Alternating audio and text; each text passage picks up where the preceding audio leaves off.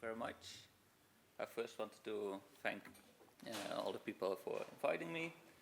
I want to start off by painting a scene. So imagine you're in a plane, you travel across the world to visit a conference, and planes are actually very loud. So what you notice is that this engine is roaring, but throughout the flight, rather quickly normally, this noise becomes less and less noticeable. Why is this?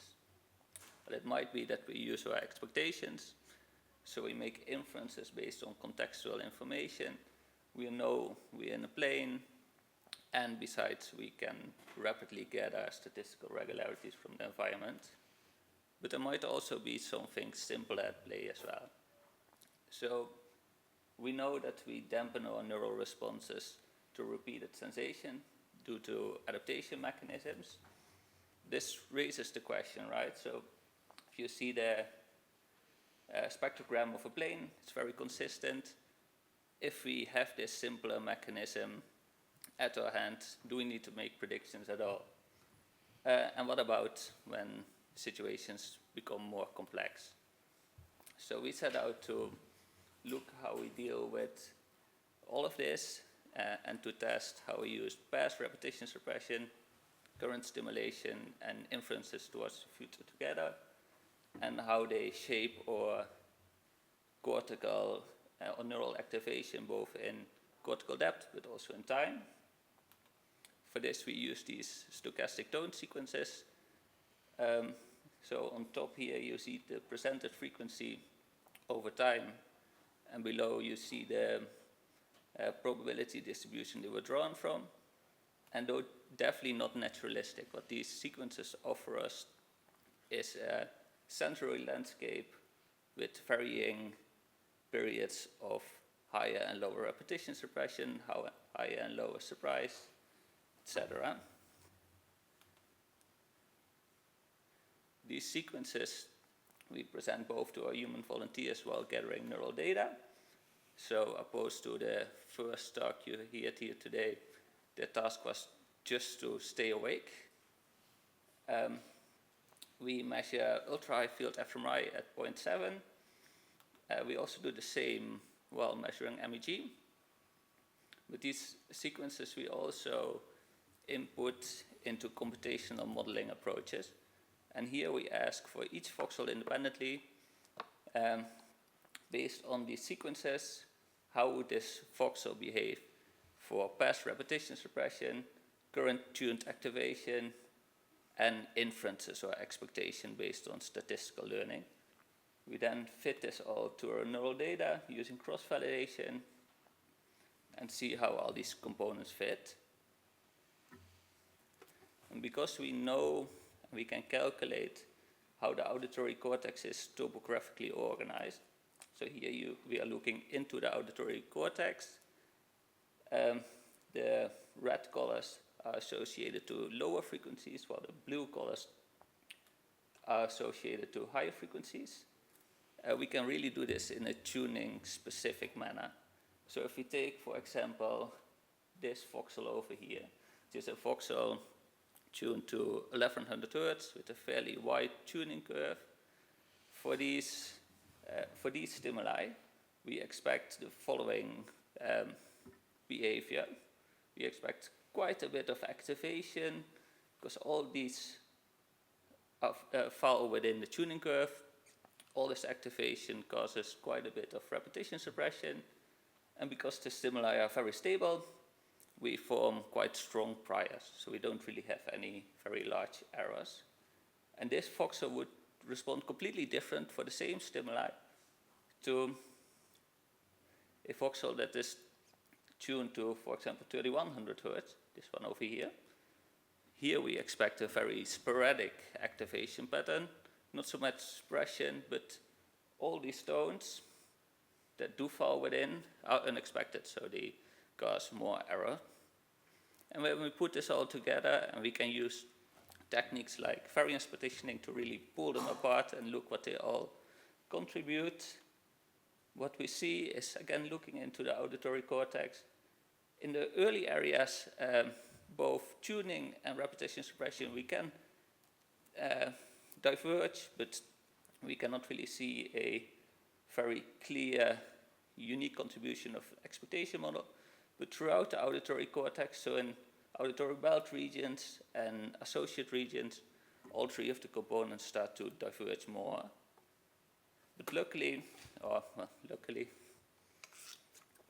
because we are measuring at 0.7, we can really do this also zooming into the cortical depth. So we can see where all these components are integrated within the depth.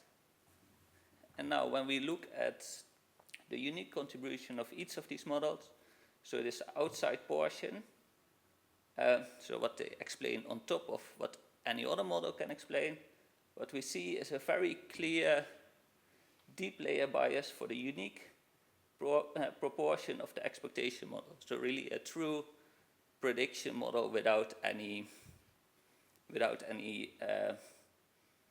tuning. And this is very consistent throughout the auditory cortex. But given this method that we use, we can also look at how these, we can also look at the combination of multiple models. So now, instead of looking at what they add, we can look at how they act together. And here, instead, what we see is that only for the expectation and tuning model together, we see a very clear superficial layer effect. So, and this really indicates this, that we might be capturing the generation of prediction errors. And this is also, again, very consistent throughout the auditory cortex. And I think especially, well, the colors are not that perfect here, but it's quite nice that you see that all other combinations are very flat, but then when we look at a pure integration or a joint effect of tuning together with expectations, so we need something to compare to, right? So when we look here, you can really see that everywhere in the auditory cortex, we see this comparison effect. And what does this all tell us? Well, first, it shows that in our perception, we use all these several tools in tandem. So even without the task, well, staying awake, we are continuously trying to find some kind of structure. We also show that deep layers are very relevant for predictions, but these predictions are predictions without the need for comparison yet. Whereas superficial layers are more of a locus for comparisons. And using this paradigm, we show that we can do this really in a content-specific manner. So really getting insight into what is predicted. And all of this is yet another puzzle piece into see when our perception becomes biased. We also did this all, but now looking at the temporal dynamics of it all. And for this we used MEG.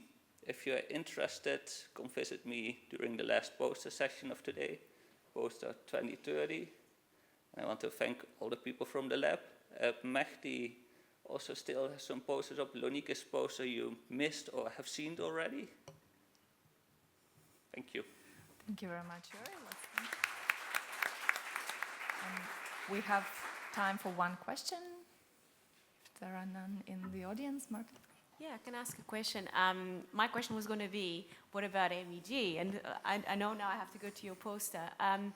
But I was going to clarify if you did the layers with MEG as well. No. No, okay. No.